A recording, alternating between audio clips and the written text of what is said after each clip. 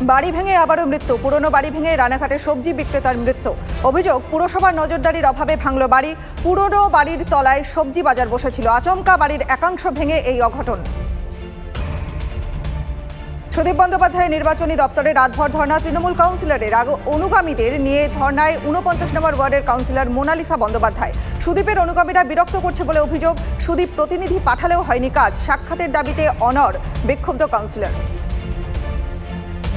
উত্তরবঙ্গে পাখির চোখ। আজ জলপাইগুড়ির ডাবগ্রাম ফুলবাড়িতে জনসভা মুখ্যমন্ত্রীর। অন্যদিকে কোচবিহারের সিতাইয়ে রোড শো অভিষেক বন্দ্যোপাধ্যায়ের। সিতাই স্টেডিয়াম থেকে বিডিও অফিস পর্যন্ত প্রায় 1.5 কিলোমিটার রাস্তায় রোড শো করবেন তৃণমূলের নাম্বার 2।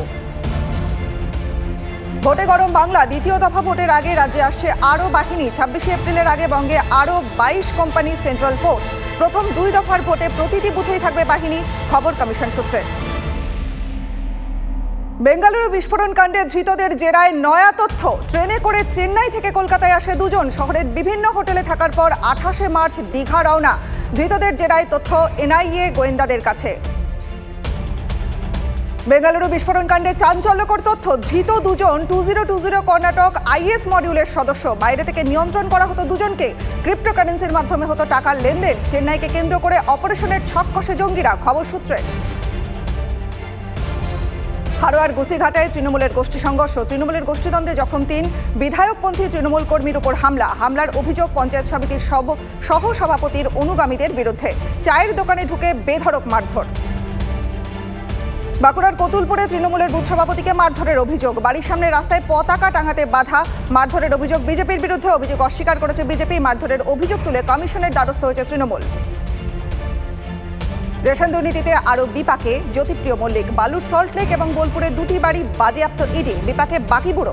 কলকাতা বেঙ্গালুরুর বাকিবুড়ের 2টি হোটেল সিল করল কেন্দ্রীয় এজেন্সি। রেশন দুর্নীতিতে এবার রাঘব বোয়ালের নাম। তৃতীয় সাপ্লিমেন্টারি চার্জশিটে বিশ্বজিৎ দাস এবং তার সংস্থার উল্লেখ। আকাশপথ থেকে হাওলার মাধ্যমে 350 কোটি টাকা পাচার বিশ্বজিতের দাবি ইডির। আরও 50 কোটির সম্পত্তি বাজেয়াপ্ত এজেন্সির। সন্দেশখালী কাণ্ডে আদালতে বিস্ফোরক দাবি ইডির। অভিযুক্ত দিদার বক্স মোল্লা 900 বিঘা জমির মালিক। 6 কোটি টাকারও বেশি টাকা পেয়েছিল শিবু হাজরা। ফিশারিজ সংস্থা থেকে 2 কোটি টাকা যায় আলমগীরের কাছে। 3 জনেরই 22 এপ্রিল পর্যন্ত ইডি হেফাজত। ভোটের মুখে ভাটপাড়ায় তৃণমূলে ফের ভাঙন। পদ্ম শিবিরে যোগদান তৃণমূলের যুবনেতা প্রিয়াঙ্কুর পাণ্ডের। বিজেপিতে যোগ দিলেন প্রায় 200 তৃণমূল কর্মী। ব্যারাকপুরের বিজেপি প্রার্থী অর্জুন সিংয়ের হাত ধরে যোগদান। পাশাপাশি গেরুয়া শিবিরে যোগ সিপিএম এর 23 কর্মীর।